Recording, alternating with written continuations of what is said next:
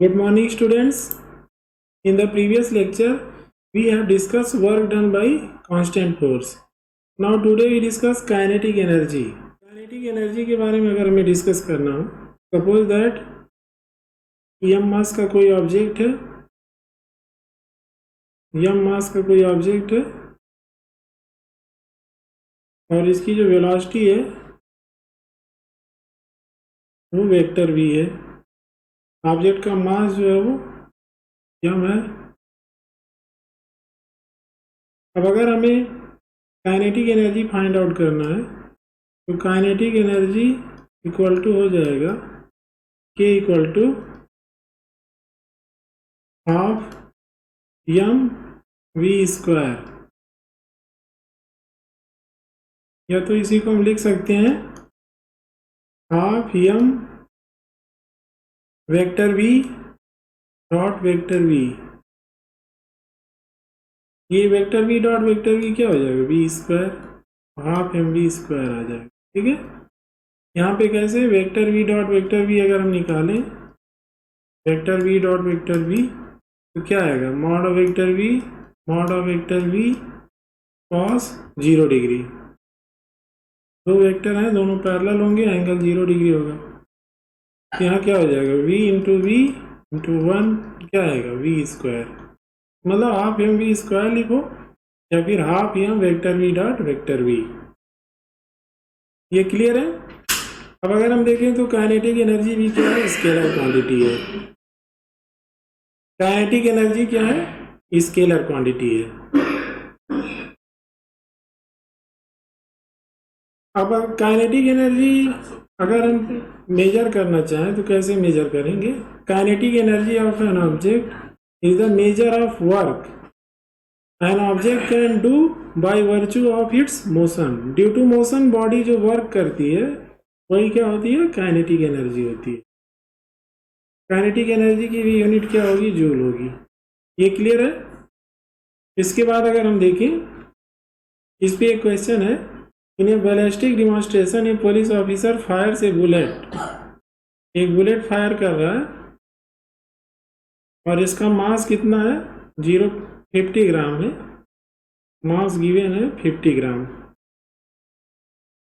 यहाँ पे अगर हम देखें तो मास क्या है, 50 ग्राम है। m इक्वल टू अगर हम देखें 50 ग्राम है विद स्पीड 200 मीटर पर सेकेंड। इसका जो इनिशियल स्पीड है वो 200 मीटर पर सेकेंड है। इनिशियल स्पीड कितना है, 200 मीटर पर सेकेंड, और मास कितना है, 50 gram. On soft plywood of thickness 2 centimetre. यहाँ पे एक प्लाईवुड है जिसका कि थिकनेस कितना है, 2 सेंटीमीटर है। थिकनेस इसका जो है वो 2 सेंटीमीटर है। यहाँ पे अगर हम देखें तो ये 2 सेंटीमीटर है। The bullet immerse with only 10% of its initial kinetic energy. Bullet इस प्लाईवुड को हिट कर रही है और हिट करके बाहर निकल रही है। जब बाहर निकल रही है इसकी जो काइनेटिक एनर्जी है वो इनिशियल काइनेटिक एनर्जी का कितना बच रहा है, 10% बच रहा है। सपोज दैट की फाइनल वेलोसिटी जो है v है।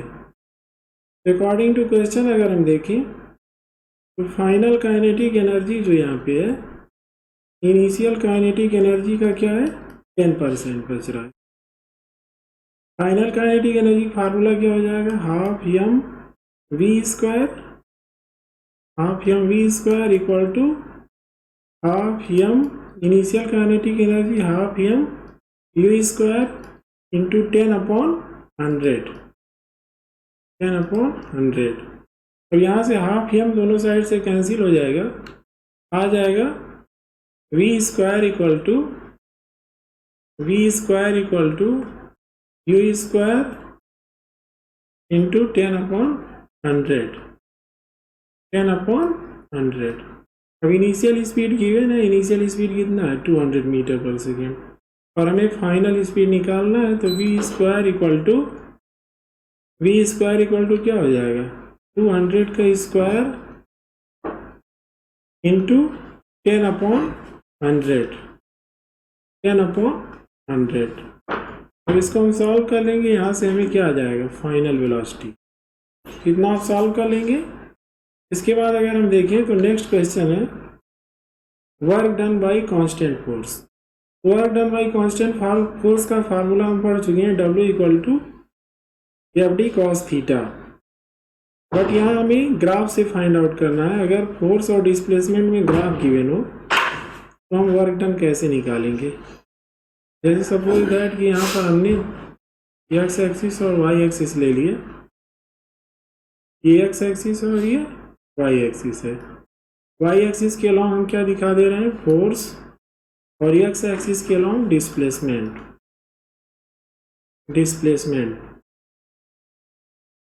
तो यहाँ पे सपोज दैट कि कोई ऑब्जेक्ट है, उसका इनिशियल पोजीशन 0 है और फाइनल पोजीशन क्या है, एक्स है, और पूरे मोशन में जो फोर्स है वो एफ है। तो हमें क्या मिलेगा, यहाँ पर एक स्ट्रेट लाइन मिलेगा जो एक्स एक्सिस की क्या होगा, पैरेलल होगा। अब अगर हम यहाँ देखें तो यहाँ क्या हो रहा है, एक एरिया यहाँ पर फॉर्म हो रहा है, रेक्टेंगल। सपोज दैट कि OABC है। यहाँ पे जो वर्क डन होगा, अगर हमें इस फिगर से वर्क डन निकालना हो तो वर्क डन इक्वल टू क्या होगा, एरिया ऑफ रेक्टेंगल,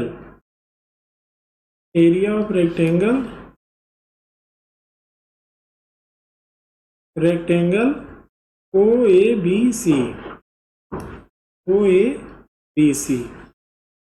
यहाँ से क्या आ जाएगा, F इंटू एक्स। मीन्स ये हुआ कि अगर हमें वर्क डन निकालना हो तो area under force and displacement क्या देगा, गिव्स वर्क। अब इसमें भी हम एक क्वेश्चन देखते हैं। A woman pushes A trunk on A railway platform which has a rough surface. एक वुमेन है जो रेलवे प्लेटफॉर्म पर एक बॉक्स को क्या कर रही है, पुश कर रही है, मतलब फोर्स लगा रही है उस पर। सपोज दैट कि यहाँ एम मास का एक ऑब्जेक्ट है, एम मास का एक ऑब्जेक्ट है यहाँ पे,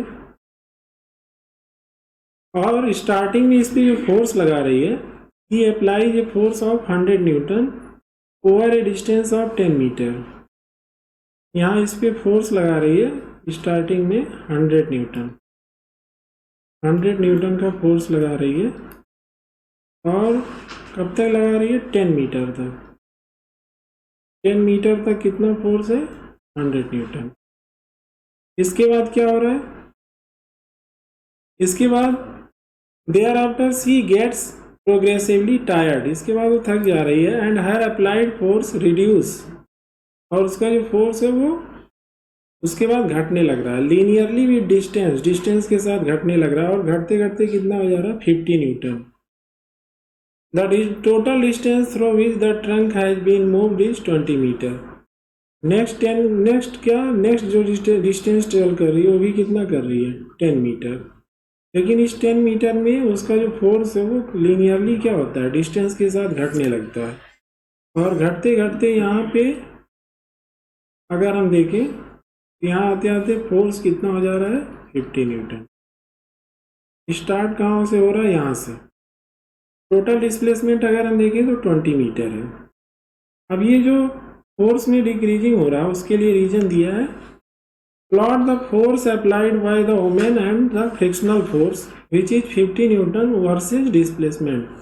पहला क्वेश्चन में कि पूरे डिस्प्लेसमेंट में अपोजिट डायरेक्शन में फ्रिक्शन फोर्स लग रहा है, कितने न्यूटन का, 50 न्यूटन। पूरे डिस्प्लेसमेंट में ये लग रहा है।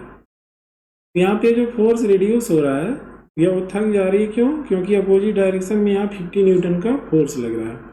हमें करना क्या है, फोर्स और डिस्प्लेसमेंट में ग्राफ प्लॉट करना है। फोर्स और डिस्प्लेसमेंट में हमें ग्राफ प्लॉट करना है। यहाँ हम एक्स एक्सिस और वाई एक्सिस ले लेंगे। एक्स एक्सिस के लॉन्ग हम डिस्प्लेसमेंट दिखा देंगे और वाई एक्सिस के लॉन्ग फोर्स। यहाँ अगर हम देखें सपोज दैट कि ये 10 डिवीजन जो है वो 50 न्यूटन है, नेक्स्ट डिवीजन टोटल 100 न्यूटन। यहाँ तक क्लियर है। अब अगर हम देखें तो वो अपोजिट डायरेक्शन में फ्रिक्शन फोर्स लग रहा है तो इसको माइनस वाई एक्सिस के अलॉन्ग दिखा देंगे। सपोज दैट कि ये -50 न्यूटन। माइनस साइन क्या रिप्रेजेंट कर रहा है कि इस फोर्स का डायरेक्शन क्या है, अपोजिट है। अब अगर हम देखें ये 0 है और ये सपोज दैट 10 मीटर है और ये 10 मीटर है और ये यहाँ पे 20 मीटर है, 20 मीटर। अब यहाँ अगर हम देखें तो 0 से 10 के लिए कितना फोर्स है, 100 न्यूटन है। इसके बाद क्या हो रहा है, फोर्स रिड्यूस हो रहा है और रिड्यूस होते होते कितना हो जा रहा है, 20 मीटर जाते जाते 50 न्यूटन हो जाए। अब यहाँ पर अगर हम देखें फोर्स और डिस्प्लेसमेंट के बीच एरिया हमें मिल रहा है, एक रेक्टेंगल मिल रहा है और एक ट्रेपीजियम मिल रहा है। अब अगर हम नीचे देखें तो पूरे मोशन में फोर्स कितना है, 50 न्यूटन है। ये तो कांस्टेंट है तो एक्स एक्सिस के पैरेलल क्या मिलेगी, स्ट्रेट लाइन, क्योंकि पूरे मोशन में जो फ्रिक्शन फोर्स है वो 50 न्यूटन है। अब हमें निकालना क्या है, calculate the work done by two forces, मतलब यहाँ work done by applied force और work done by frictional force निकालना है। तो work done by applied force अगर हम निकालें तो area under force and displacement, तो एक रेक्टेंगल बन रहा है और एक ट्रेपीजियम बन रहा है। रेक्टेंगल का एरिया कितना हो जाएगा, 100 इंटू 10 और ट्रेपीजियम का 1/2 sum of parallel side means 100 plus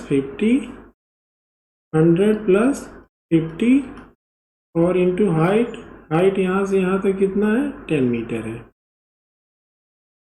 इसको आप सॉल्व कर लेंगे, क्या आ जाएगा, वर्क डन बाय फोर्स। हमें निकालना है work done by frictional force. तो work done by frictional force क्या हो जाएगा, अगर हम देखें तो ओनली रेक्टेंगल बन रहा है, ये क्या आ जाएगा, -50 इंटू 20, तो -50 इंटू 20 और ये क्या हो जाएगा, -1000 जूल। ये क्लियर है। इसके बाद ये आपका होमवर्क है, इसमें कुछ ऑब्जेक्टिव क्वेश्चन है और कुछ क्वेश्चन है जो फिगर पे है, इसको आप सॉल्व करेंगे। अगर कोई प्रॉब्लम होगा तो नेक्स्ट वीडियो में हम डिस्कस करेंगे question number 1, 2, 3, 4 and 5। Okay, thank you.